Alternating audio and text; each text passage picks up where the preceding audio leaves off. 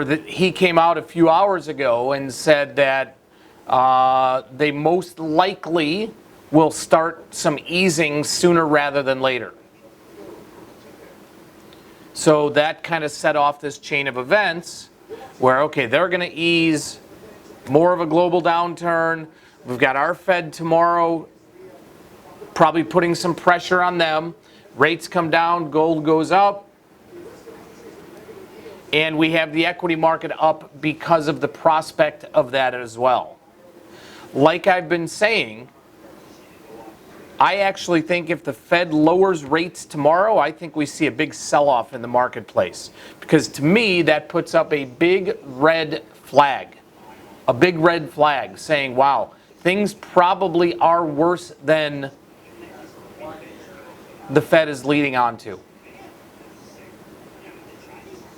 Now that being said, obviously low interest rates are good for borrowing, right? So if you've got a mortgage, I highly suggest going back out there and refinancing.